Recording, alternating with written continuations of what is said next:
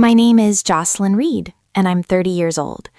I had returned to Nashville for my father's 60th birthday, imagining a warm reunion filled with laughter, shared memories, and maybe even a hint of reconciliation. I pictured hugs, smiles, and the kind of connection that felt like family again. Instead, what awaited me was humiliation in front of everyone I had ever hoped to impress. Picture it, a lively backyard, string lights strung overhead glowing like tiny fireflies, the air rich with the scent of barbecue and freshly cut grass, and guests chatting animatedly with glasses clinking, laughter bubbling like champagne. I had spent hours meticulously folding a small, handmade paper gift box. It wasn't extravagant, but it was meaningful. Every crease, every fold had been done with care. Inside, I had tucked away something that could have changed our family's future forever. Something I truly believed would show the depth of my intentions and love. I approached my father with a hopeful smile, expecting him to notice the effort and thought. But before he could even open it, my sister Kelly snatched the box from his hands. She held it up as though it were worthless, letting her laughter fill the air before she tossed it carelessly across the lawn. "What's this, Jocelyn? Another cheap little stunt?" Her voice carried, sharp and sneering, loud enough for every guest to hear. The crowd went still for a moment. My cheeks burned with embarrassment, but I stayed frozen in place, trying to keep my composure as she and her boyfriend laughed, mocking my gift with exaggerated gestures. Whispers drifted through the guests. Some hid smiles, others averted their eyes, unsure where to look. 15 minutes later, when that little box was finally opened, the tables turned. Kelly's smug grin dissolved into shock, and she wished she could pull back every cruel word she had thrown around. And what was inside? Let's just say it completely flipped the night in ways no one could have predicted, leaving the party stunned. But think about it. What really matters? The price of a gift or the love behind it? I want to know what you think. Share it in the comments. 4 years earlier, I had left Nashville for Tokyo to chase a dream in tech. At 26, freshly out of grad school, I arrived with nothing but a suitcase and a vague plan. Kelly thought I was insane, that I would fail. She wasn't entirely wrong. Tokyo was brutal in the beginning. The language barrier made simple conversations exhausting. I spent months fumbling through meetings, often feeling like an outsider looking in. But I kept at it, coding long nights, pitching ideas no one asked for, learning how to survive in a world that demanded everything from me. By my second year, I had landed a position at a startup that exploded into a multi-billion-dollar company. My stock options grew into tens of millions of dollars, enough to live without worrying about money for the rest of my life. I didn't tell a soul, not even my parents. I kept my old jeans, my battered laptop, and rented a modest apartment because I didn't want anyone seeing me as a walking bank account. I wanted real connections, not relationships built on what I could buy. Returning to Nashville, my goal was simple: to share the wealth I had quietly earned with my family. I poured all my thought and effort into the small paper gift box, tucking the trust papers inside. It wasn't shiny or ostentatious, but it was more than money. It was a chance to protect my parents and give Kelly freedom to pursue her own dreams without leaning on anyone else. I had arrived a few days early, renting a simple sedan to keep my presence low-key. Kelly picked me up from the airport in her new BMW, gleaming under the Nashville sun. She wore a designer jacket and carried a handbag that probably cost more than my rent in Tokyo. "Still driving rentals, Jocelyn?" she said, smirking, tossing my duffel bag into the trunk. I didn't respond. I shrugged and hoped maybe this time we could reconnect. The next day, over coffee, she couldn't help but drop hints about her life with her boyfriend Matthew. They had just bought a condo, she said, showing me photos of marble countertops and a rooftop pool. "You should visit," she added, the tone laced with condescension, implying my Tokyo apartment was nothing. She didn't ask about my career, only bragged about herself. I let her assume what she wanted. My self-worth didn't depend on designer labels or condos. It depended on what I had built, and more importantly, what I planned to give. The evening before my father's birthday, we met at their home for dinner. Kelly arrived in a silk dress, Matthew trailing behind in a tailored suit, barely acknowledging me. "You still doing that computer stuff?" she asked with a hint of condescension. I nodded. "Must be tough," she added, glancing at my practical travel outfit. Mom tried to steer the conversation, asking about my flight, but Kelly cut in, showing off a new watch Matthew had bought her. She clearly assumed I was struggling, or perhaps jealous. I let her think whatever she wanted. That night, lying in my childhood bedroom, I thought about the small box sitting in my suitcase. It wasn't just a gift, It was a symbol of security, freedom, and a chance for my family to thrive without relying on her or anyone else. I imagined their reactions, hoping it would finally bridge the divide. But I had no idea just how cruel Kelly could be, or how deeply her words would cut. The evening before my father Alan's birthday, I stepped into his backyard, clutching the carefully folded paper box.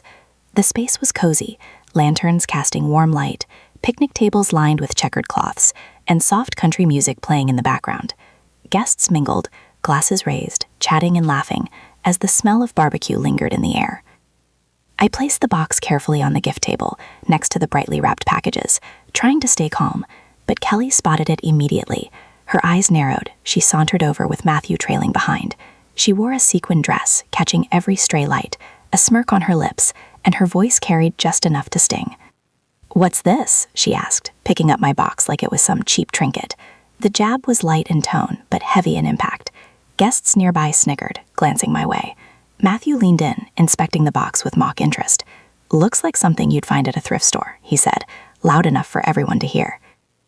I forced a smile, brushing it off, but inside I felt the familiar twist of humiliation. Kelly's friend Cynthia pulled out her phone, aiming it at the box. "Oh, this is too good," she giggled. "Kelly, show it off." Kelly held the box up high, turning it for the camera. "This is Jocelyn's big contribution," she announced with exaggerated sarcasm. "What even is this? A coupon for free hugs?" The crowd laughed, some unsure, others cruelly amused, and my cheeks burned as I stood frozen, the weight of their ridicule pressing down on me. Cynthia kept filming, her fingers tapping to post the video online.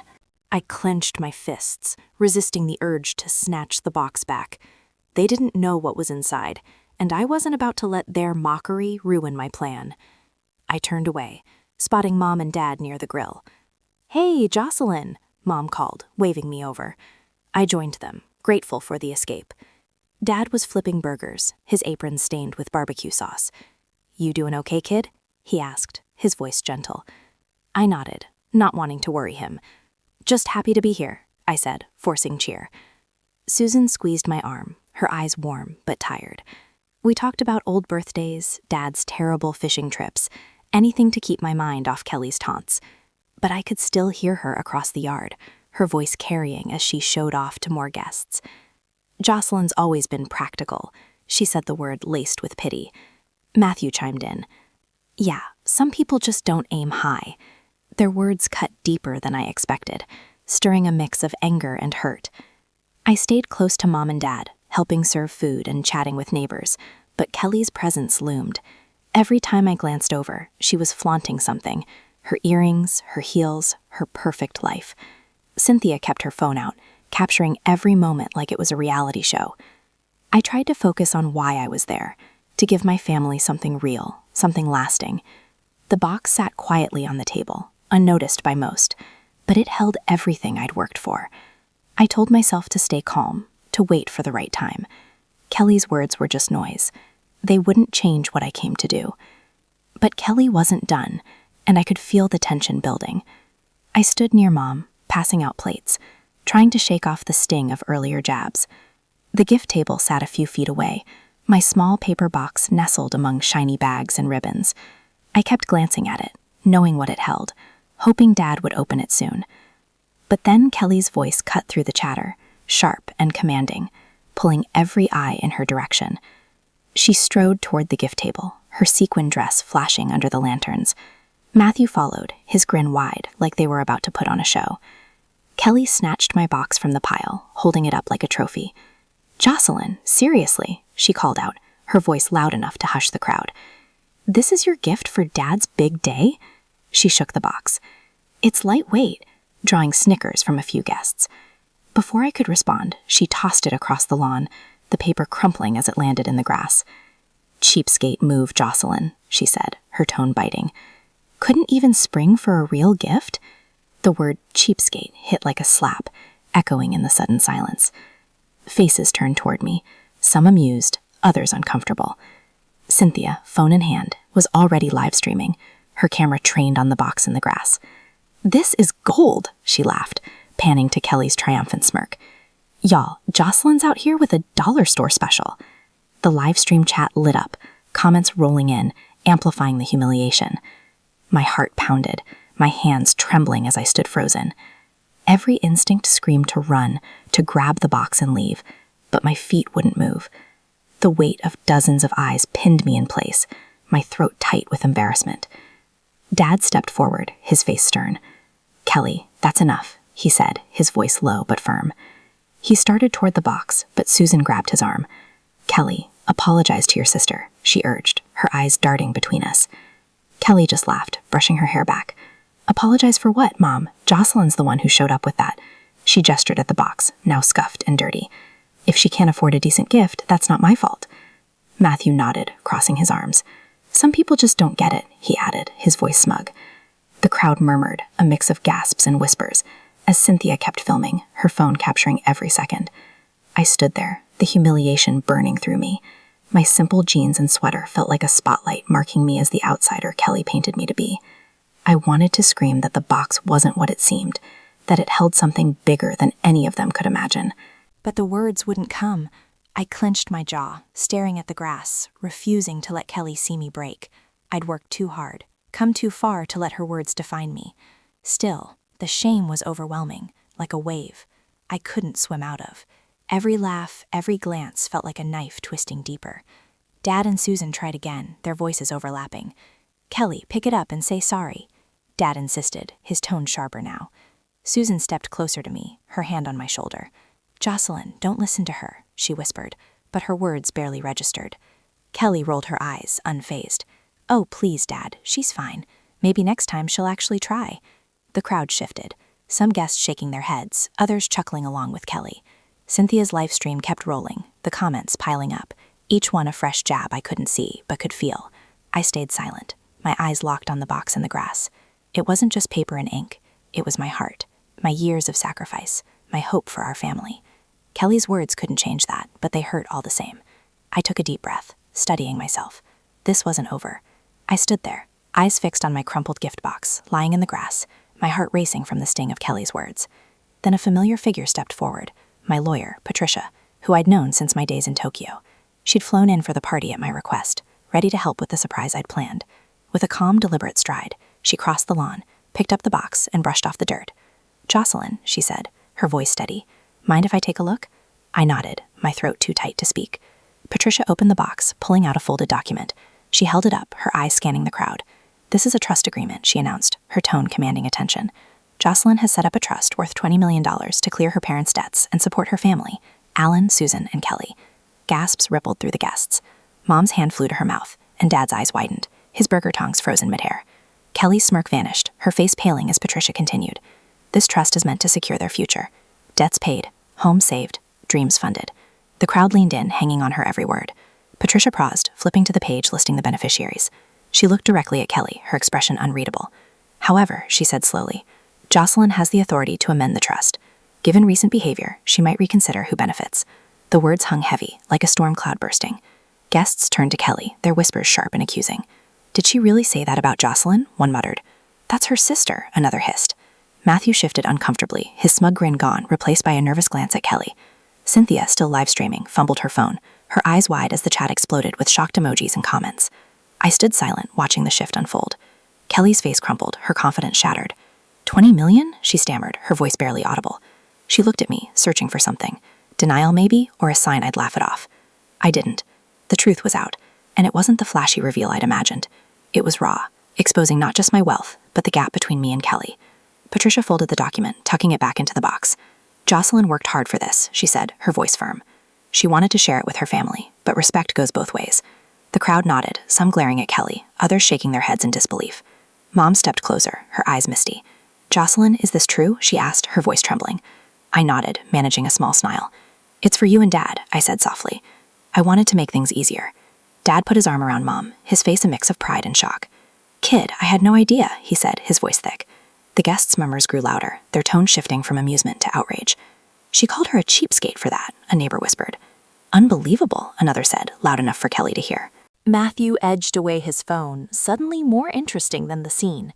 Cynthia's live stream was now a wildfire, the video racking up views as strangers online piled on. "This is insane," one comment read. "Her sister's loaded and she did that." Kelly's eyes darted to Cynthia, who looked panicked, realizing her video was turning against her friend. I didn't know, Cynthia mouthed, but Kelly just stared, her hands shaking. The crowd's judgment was palpable, their whispers like a chorus of disapproval. I felt a strange mix of vindication and sadness. I hadn't wanted it to go like this, but Kelly's actions had forced the truth into the open. Patricia handed me the box, her eyes steady. "It's your call, Jocelyn," she said quietly, but loud enough for those nearby to hear. I took the box, its weight heavier now, not with paper, but with the choice ahead. Kelly's eyes met mine, pleading, but I looked away. The party wasn't over, but the air had changed. Kelly stood a few feet away, her face a mix of panic and desperation. She pushed through the crowd, her heels sinking into the grass as she approached me. "Jocelyn, wait," she said, her voice softer now, almost pleading.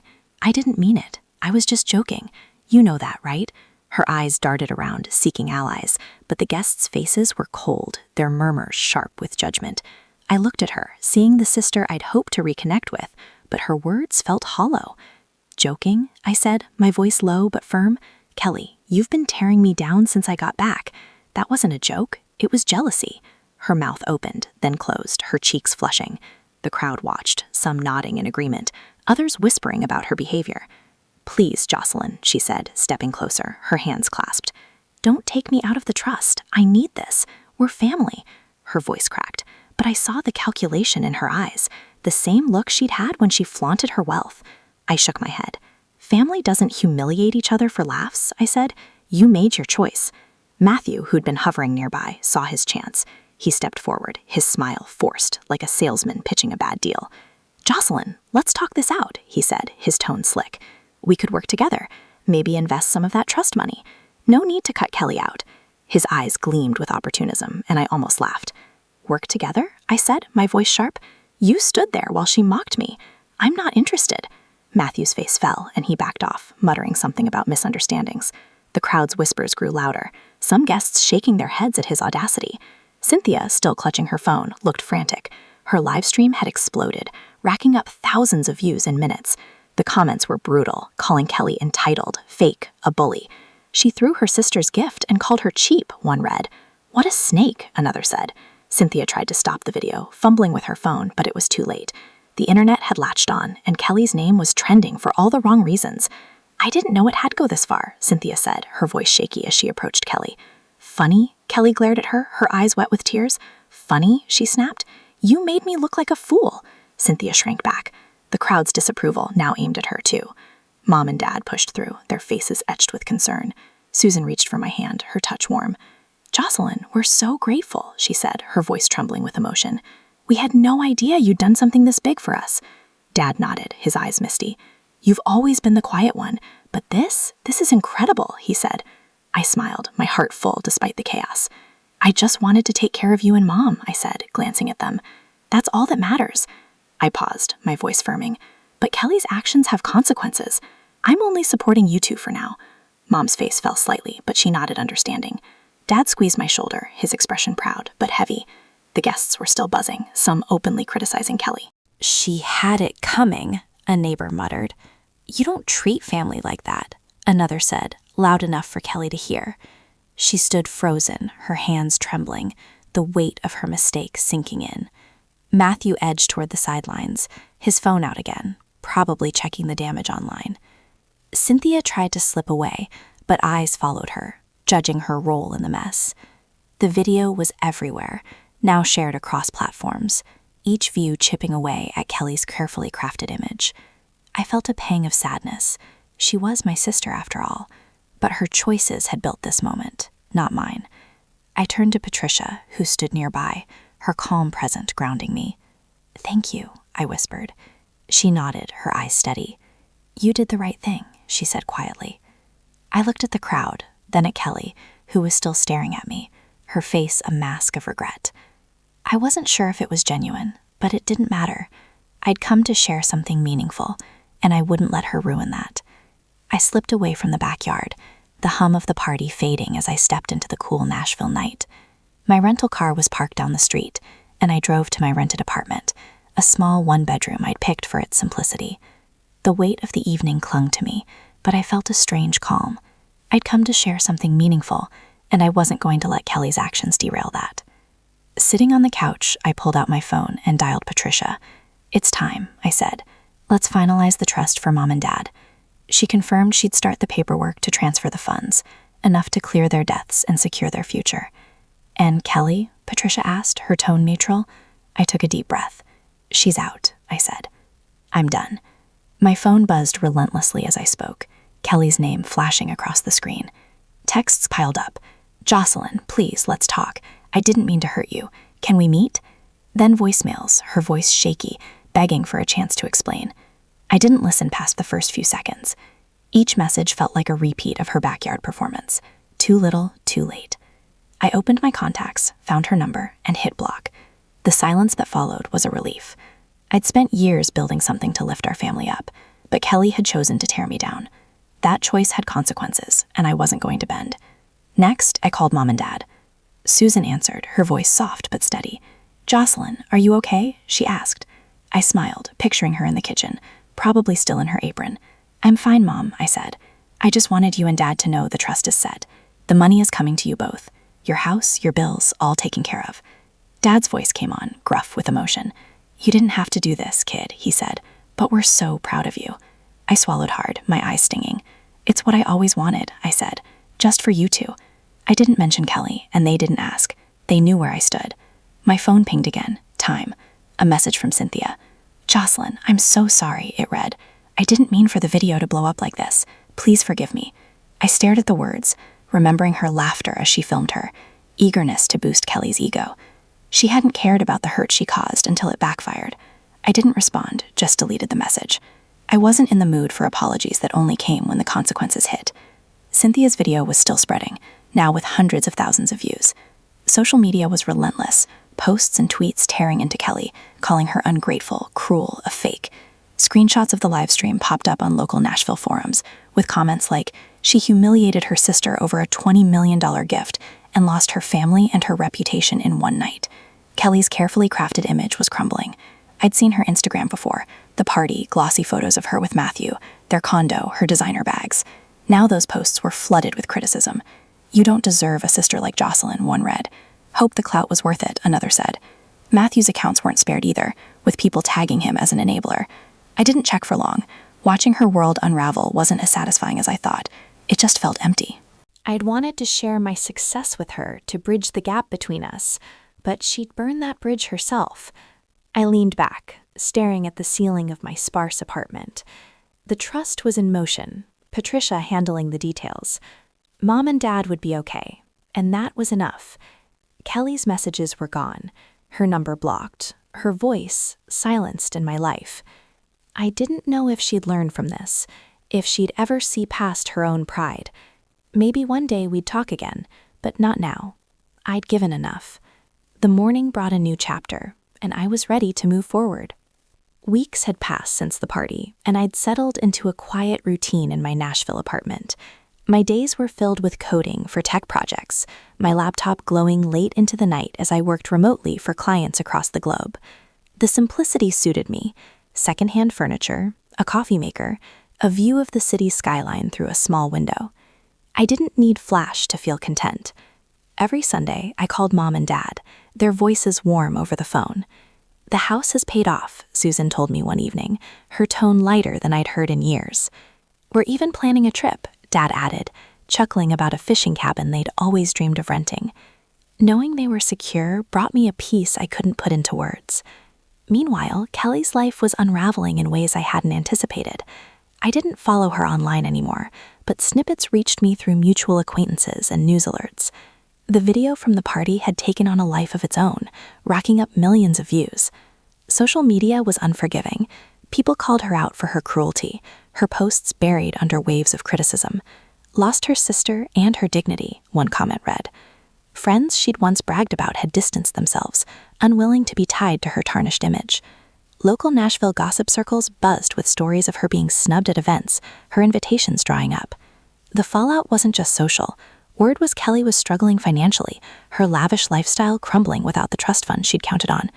Then there was Matthew. I heard through a cousin that he'd left Kelly, packing up and moving out of their condo. Apparently, he'd been pitching business ideas to anyone who'd listened, trying to leverage Kelly's connections, but her ruined reputation drug him down too. "He's gone," Susan mentioned during one call, her voice tinged with pity, left her with nothing but bills. I nodded silently, unsurprised. Matthew had always chased status, and Kelly was no longer a ticket to it. I didn't feel triumph, just a quiet sadness for the sister I'd once hoped to share this with. Her choices had built this mess, not mine. I thought a lot about what had happened, especially late at night when the city was quiet. The trust I'd set up for Mom and Dad was my way of showing love, not proving a point. I'd never wanted to flaunt my wealth, like Kelly did with her designer bags and staged photos. That life felt empty to me, a chase for approval that never lasted. What mattered was honesty, being true to who you are, not what you can show off. I'd learned that in Tokyo, working long hours to build something real, and I carried it with me. The party had tested that belief, but I'd come out stronger, certain I'd made the right call by keeping my success under wraps until it mattered. Sometimes I'd check my phone, expecting another message from Cynthia, but none came after her initial apology. I hadn't responded, and I didn't plan to. Her role in amplifying the drama wasn't something I could brush off, even if she regretted it. The internet hadn't forgotten either. Her profiles were quieter now, her follower count dropping as people tied her to Kelly's downfall. I didn't dwell on it. My focus was forward, projects, calls with Mom and Dad, maybe a weekend hike in the Smoky Mountains. I'd built a life that felt authentic, and that was enough. Kelly's name still popped up in passing, local news mentioning her failed attempts to salvage her image, or a friend forwarding a meme about the Cheapskate incident. Each time I felt a pang, but let it go. I'd given her a chance, and she'd burn that bridge. Maybe one day she'd see what really mattered, but that wasn't my burden to carry. I looked out my window, the Nashville lights twinkling below. My life was simple, but it was mine, built on choices I could stand by. The future was open, and I was ready to write it, my